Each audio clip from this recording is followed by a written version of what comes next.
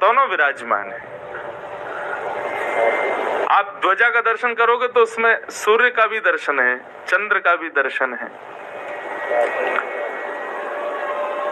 बोले चंद्रमा को क्यों धारण करते हैं? सूर्य प्रकाश का प्रतीक है, सूर्य को धारण करें। ठाकुर जी चंद्रमा को धारण करते हैं। तो इसका भी वैष्णव जन इतना सुंदर तर्क देते हैं। बोले भैया जगन्नाथ जी से उनकी गृहिणी लक्ष्मी रूठी रहती है हमेशा, और गृहिणी है ही वो जो रूठी रहे। तो लक्ष्मी जी रूठी रहती हैं, तो हमारे जगन्नाथ जी कुछ ना कुछ प्रयत्न करके उनको मनाते रहते हैं, उनको रिझाते रहते हैं। अभी रथ यात्रा के प्रसंग में आप लोगों ने शायद सुना हो, जब रथ लौट करके वापस आता है गुंडीचा से, तो मुख्य जगन्नाथ मंदिर के कपाट बंद हो जाते हैं, और कपाट बंद होते नहीं है, लक्ष्मी जी कर देती हैं। और फिर लक्ष्मी जी का प्रतिनिधि करते हुए उनके पुजारी जी सब ऊपर से जगन्नाथ जी को रथ में देखते हैं। अच्छा, बलराम जी अंदर चले गए, सुभद्रा जी रह गई, जगन्नाथ जी अकेले बैठे रहते हैं रथ पर। लक्ष्मी जी रूठ गई, बोले तुम हमको लेकर के नहीं गए हैं, अपनी मौसी के घर गए, हमको छोड़ गए यहीं पे अकेले, और गए तो गए, लौट के आए हो तो हमारे लिए लेके क्या आए हो बताओ? आप गए तो हमारे लिए क्या लाए? तो फिर जगन्नाथ जी रसगुल्ला का भोग दिखाते हैं नीचे से, आपके लिए रसगुल्ला लेकर के आए। बहुत सारे लोभ देते हैं, लक्ष्मी द्वार नहीं खुलती, जैसे ही रसगुल्ला दिखाते हैं जगन्नाथ जी सो ही द्वार खुल जाते हैं, लक्ष्मी प्रसन्न हो जाती। तो लक्ष्मी जी को खुश करने के लिए जगन्नाथ जी कुछ ना कुछ करते रहते हैं। अब लक्ष्मी जी रूठी बैठी किसी बात से, जगन्नाथ जी ने मन बनाया क्या करें। तो जैसे समुद्र से उत्पन्न है लक्ष्मी, वैसे ही समुद्र से उत्पन्न है चंद्रमा, माने भगवान के साले साहब हैं। दुनिया के लोग साले साहब को घर में बुलाते हैं, उनका प्रेम से खूब आदर सम्मान करते हैं, लेकिन ठाकुर जी ने तो अपने साले साहब को सिर पे बिठा रखा है।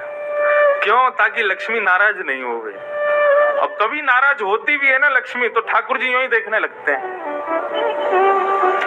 और जैसे ही ठाकुर जी ऊपर देखते हैं तो लक्ष्मी कहते ऊपर क्या देख रहे हो? बोले तुम देखो। अच्छा, अरे मेरा भैया बैठा। नहीं, मैं तो ऐसे ही कह रही थी, आप नाराज मत होना। वो अपने भैया को जब देखती है कि ऊपर बैठे हैं तो नाराज कम होती है।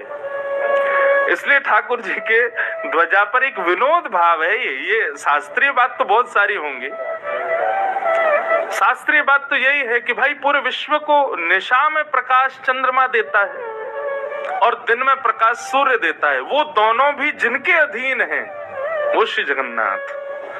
पर इसका एक विनोद भाव ये कहता है, ठाकुर जी ने लक्ष्मी जी को प्रसन्न करने के लिए अपने साले साहब को ऊपर बैठा रखा। देखो ऊपर देख लो, ज्यादा नाराज होंगी तो फिर उनको नेक फेंक देंगे नीचे उतार के हम, तो इसलिए लक्ष्मी थोड़ी शांत बैठी रहती है। तो ऐसे ये भाव भी संत जन सुनाते हैं। जगन्नाथ जी लक्ष्मी को प्रसन्न रखने के लिए ऐसे अपने ध्वजा पर चंद्रमा जी को विराजमान करते हैं।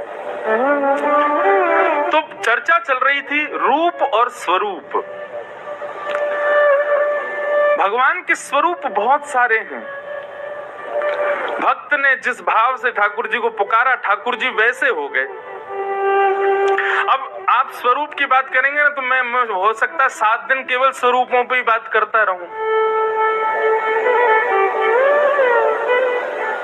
यहाँ पास में टोटा गोपीनाथ हैं, मैं कभी दर्शन करने नहीं गया हूँ। अच्छा देखो, ये कितनी अच्छी बात, हमारे ग्रंथ और शास्त्रों का इतनी बड़ी कृपा है। आप भले शरीर से किसी स्थान का दर्शन करने मत जाओ, लेकिन उस स्थान के बारे में पढ़ भर लो, आपका मन उस स्थान का दर्शन कराएगा। कई बार कई लोग जगन्नाथपुरी नहीं गए, लेकिन कथा में जगन्नाथ जी की महिमा सुनते हैं तो उनको जगन्नाथ जी प्रत्यक्ष अनुभव हो जाते हैं। और फिर उसके बाद जब वो लोग आते हैं ना तीर्थ में, तो उनको यहाँ कमियां नहीं दिखाई देती, यहाँ ये कमी है या ये कमी, उनको सब अच्छा ही अच्छा दिखता। क्यों? क्योंकि पहले शास्त्रों के प्रमाण से उन्होंने सुन लिया है। बहुत सावधानी से सुनना। Introducing Tata Coffee Gold, 100% coffee roasted to perfection for a rich taste and heavenly aroma. Tata Coffee Coffee Gold, crafted for those whose love for coffee is extraordinary. झलकियां वे माही मेरी आँखों सुहा। बहुत सावधानी से सुनना। तो पास में एक टोटा गोपीनाथ,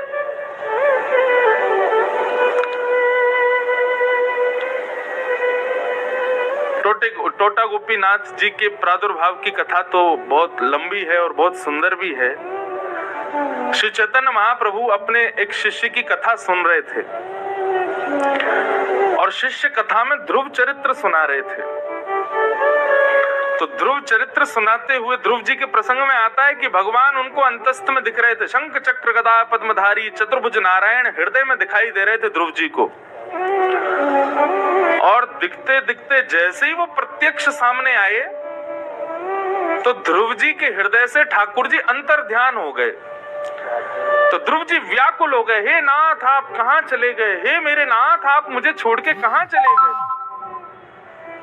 व्यास जी इस विरह के भाव को प्रस्तुत कर रहे थे और यह विरह ऐसा हुआ कि चैतन्य महाप्रभु को कथा सुनते सुनते लगा कि ठाकुर जी उनसे दूर चले गए। तो चैतन्य महाप्रभु जिस स्थान पर बैठे थे, जिस जगह पर बैठे थे, उसी जगह को ऐसे खोजने लगे, खोदने लगे भाव में, हे नाथ आप कहाँ हो, हे नाथ आप कहाँ हो। वहां मिट्टी थी, घास थी, सबको उखाड़ने लगे। जब विरह से आतुर होकर के उस स्थान को ऐसा कुरेदा तो अंदर से गोपीनाथ भगवान प्रकट हो गए और वही गोपीनाथ जी श्री महाप्रभु जी ने अपने शिष्य जो कथा कर रहे थे उनको प्रदान किए। बोले लो आज से इनकी सेवा करना, तुम्हारी कथा से प्रकट हुए।